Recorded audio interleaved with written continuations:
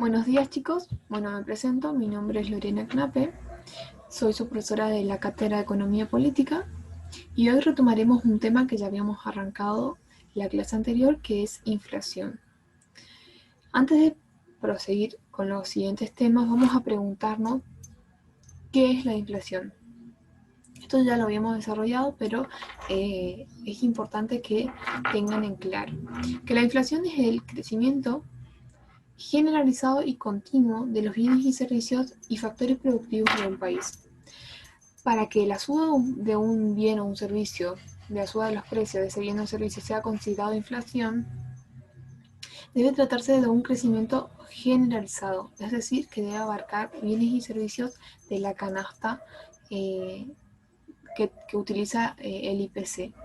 Entonces, tiene que ser generalizado y continuo. Continuo hace referencia a que debe subir continuamente, es decir, mensualmente o también semanalmente.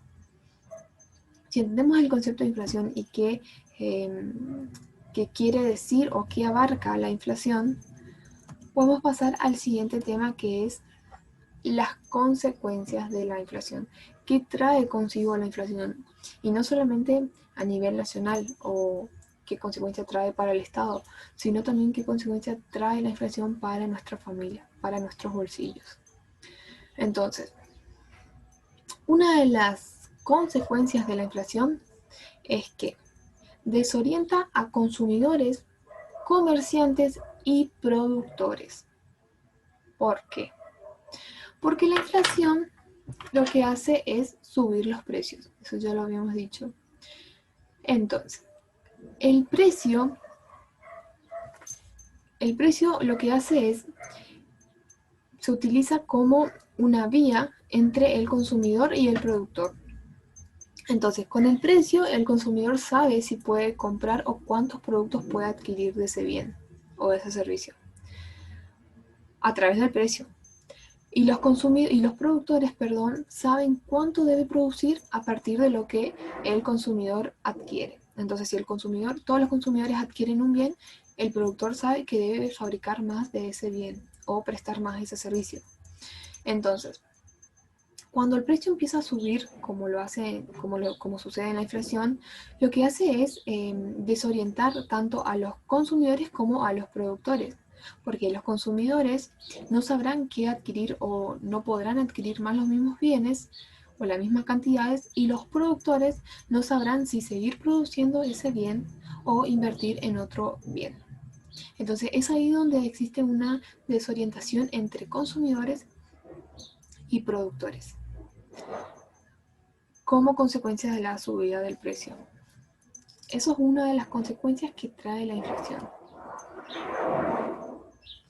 Otra de las consecuencias es que desalienta la inversión, y frena el crecimiento. Con la inflación lo que sucede es que aumenta todas las tasas de interés. ¿Por qué?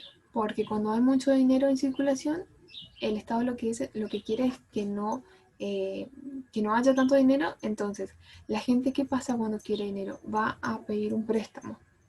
Cuando la tasa de interés de ese préstamo es alto, la gente ya no saca más dinero o no pide prestado dinero. Entonces, muchas veces ese dinero lo utilizan para invertir en algo. En este caso, desorienta la inversión y también frena el crecimiento. ¿Por qué? Porque con la suba de precios, lo que hacen la mayoría de los inversionistas es invertir en moneda extranjera, ya sea en dólares o invertir en otro tipo de cambio. Entonces, una de las consecuencias que ya habíamos visto, que es desorienta a los consumidores y a los productores, y otro es desalienta la inversión y frena el crecimiento.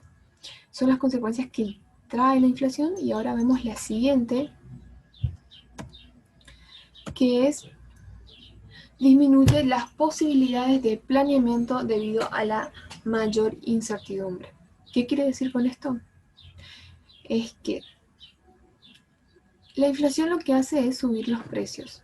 Entonces, yo no sé si quiero invertir en un microemprendimiento, por así decirlo, porque no sé cómo vendrán o qué pasará en un futuro. Entonces es ahí donde frena el planeamiento de las personas, a poder invertir en algo, o por ejemplo, las consecuencias más claves es en la desvalorización de nuestra moneda. Entonces, como dije en el ítem anterior, es que la mayoría de las personas lo que hacen es invertir en moneda extranjera. Si tienen pesos, lo que hacen es convertirlo en dólares, que es una moneda más estable y que no se va a desvalorizar como lo hace nuestra moneda. Entonces es ahí donde el crecimiento del país también cae, porque ya no invierten en nuestro país, sino que invierten en países vecinos, y nuestra moneda pierde más valor o se desvaloriza más ante el dólar.